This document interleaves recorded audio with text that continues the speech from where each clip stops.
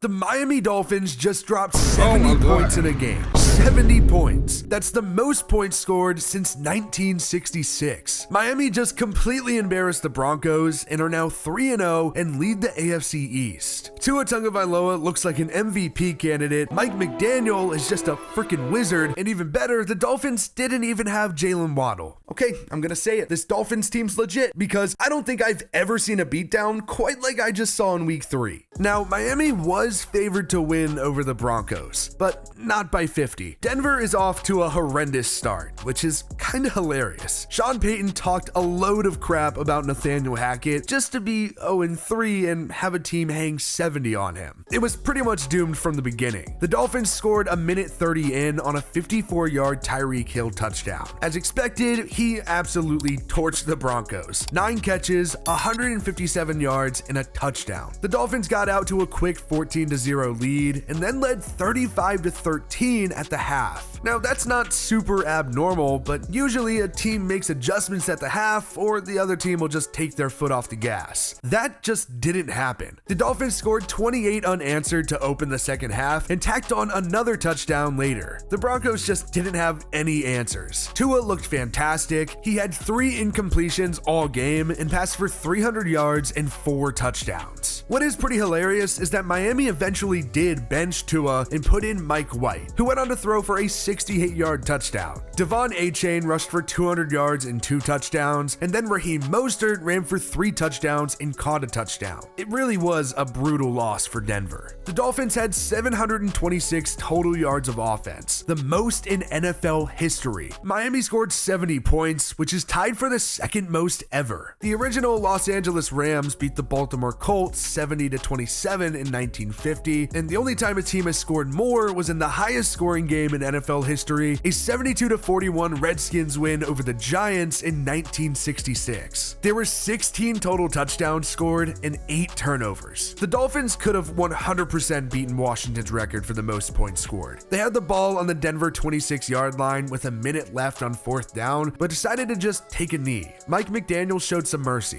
Now, while the Dolphins absolutely clapped the Broncos and blew them out, that wasn't the case for the Dolphins' first 2 opponents of the season, the Chargers and the Patriots. Miami played the Chargers and Justin Herbert on the road in week 1, and every time those two play, it's just spectacular. They went 5-6 at the 2020 NFL Draft and are going to be compared to each other forever, and both ended up playing really well. Ultimately though, Tyreek Hill did score with a minute 45 remaining to win 36-34. Tua finished with an absurd 466 yards, 3 touchdowns, and an interception, and he also lost 1 of 2 fumbles. Tyreek was electric as you'd always expect, 215 yards and 2 touchdowns. Miami didn't get too much going on the ground, but in the last 2 weeks, they've really raked. The Dolphins played the Patriots on the road in week 2, and Raheem Mostert went for 121 yards and 2 touchdowns and just torched the Patriots defense. Tua didn't have to do nearly as much. He had 249 yards, 1 touchdown, and 1 interception. It ended up being a pretty close game actually, 24-17. Don't let the score fool you though, the Dolphins really controlled the game. They were up 17-3 at the half, and it took a late 2-touchdown Patriots surge to even make it just a little interesting. Now, the Dolphins have looked really good this year, but the Broncos are kind of a bad team though. I mean, even though they shouldn't be, but still, just because of that, it's hard to judge a ton off of just this one game. But there are a couple of big ones coming up that are gonna give us a better idea of who Miami really is. There's 6 weeks before the Dolphins bye, and we're gonna learn a lot about this team before then. They have some easy games at home in the mix, the Giants, Panthers, and Patriots, but there are some really tough games too, like against last year's Super Bowl teams. Miami has to visit the Eagles in week 7, and the Chiefs come to town in week 9. Add in the Bills on the road next week, and the Dolphins are playing a few playoff level teams in the next month and a half. I think the Dolphins are the real deal, but that's really gonna give us a better idea of if they're for real or not. Luckily for Miami, after the bye, they should have a pretty easy stretch. The Raiders, at Jets, at Commanders, Titans, Titans, and Jets again. Those are all teams that I would 100% take the Dolphins over right now. Then those last 3 weeks of the season are a bit tough. Cowboys, at Ravens, and Bills. And you could really view that as a postseason tune-up type of thing. They're going to be playing some good teams coming up here soon, and it's really going to tell us whether or not this Dolphins team has what it takes to go deep in the playoffs this year. But honestly, it feels like the Dolphins could have a lot of success with this schedule. A lot of the Dolphins' success this season is going to come on the back of Tua Tagovailoa, and I really do think he's about to have an MVP level season. I mean, he kind of already is. As of right now, Tua Tagovailoa is the favorite to win the MVP. The Dolphins' offense is perfectly tailored for him, and of course, life is going to be easier when you have the weapons he does and a mastermind calling the plays. But Tua is just so important to this team. Just remember what happened last year. There was a point when I thought he was going to win the MVP, but everything really fell apart after the concussion issues. Not only was he dominating before the injury, but so were the Dolphins. Tua missing time completely ruined their season, and I think that just proves his importance right there. Add in that voters love a feel-good story like someone coming back from an injury-riddled season that had him contemplating retirement, and I wouldn't be too surprised if he won MVP. He's been great through 3 weeks, with 1,000 yards, 8 touchdowns, and 2 interceptions. If he keeps playing the way he has, he's going to earn a very big contract. The Dolphins did decide to pick up his 5th-year option back in March, so he will be in Miami in 2024, but there hasn't been any long-term commitment yet. This season is huge, because if Tua can keep stringing things together and the Dolphins keep winning, he'll get paid, and he really should be. This Dolphins team reminds me a lot of those early Sean McVay teams. They didn't win a chip with Jared Goff, but they got close. McVay made a good, but not truly elite quarterback look elite, and I think that's the exact same situation with Tua Tagovailoa. He's really, really good, but I don't think he's quite elite, but the pieces around him are, and Mike McDaniel sure knows how to dial up an offense. Tyreek Hill is a top wide receiver in the league, and having him alone makes the Dolphins offense so dangerous. Add in Jalen Waddle, and you have an insane wide receiver duo, and Braxton Berrios is also there at 3. Miami has a good offensive line, and they obviously haven't had issues picking up yards on the ground lately. Even with Jeff Wilson on injured reserve, Raheem Mostert is crushing it, and 3rd-round rookie Devon Achane is finally seeing a role in the offense. It just may be the best offense in football right now. The question is the defense. It's had some issues, but it's probably still top half of the league. I really do have to wonder though what it would look like if Jalen Ramsey were healthy. He was a big reason for why so many people were so high on the Dolphins this offseason, but he tore his meniscus during training camp. Luckily, he is going to be back, and I just can't wait. Put him alongside Xavier Howard on a defense with some other big-time playmakers, and you're looking pretty good. They have Jalen Phillips and Bradley Chubb at outside linebacker, David Long, who I still can't believe they got for so cheap this offseason, and Christian Wilkins at defensive end. Really, if you want the biggest reason to believe in Miami's defense, it isn't even a player. It's the defensive coordinator, Vic Fangio. He's had some of the league's best defenses for the past 2+ decades. Now, he didn't work out as the Broncos head coach, but he's back in a coordinator role, and I bet he has a ton of success in Miami. I'm gonna go ahead and call my shot and say that the Dolphins are going to be in that elite conversation with the Chiefs, Bills, and Bengals right after this season. That's how good I think they're gonna be. No, Tua Tagovailoa is not better than Patrick Mahomes, Joe Burrow, or even Josh Allen, but I do still think that the pieces around him makes Miami a true contender. Mike McDaniel is the 2nd best coach of that bunch. I'd say really only Andy Reid is better. I don't love Zach Taylor that much, and I'm definitely not a firm believer of Sean McDermott personally. Losing Brian Daboll to the Giants definitely hurt them, and you can tell. The Dolphins have a roster in that same conversation, and I could 100% see the Dolphins winning the AFC East over the Bills. Miami and Tua do still have to prove themselves, but I do really think that this is the year that they show that they belong. I do think they would have done that last season if Tua never got injured, but I don't really know. I might be too high on the Dolphins, but frankly, I'm buying all in on this hype.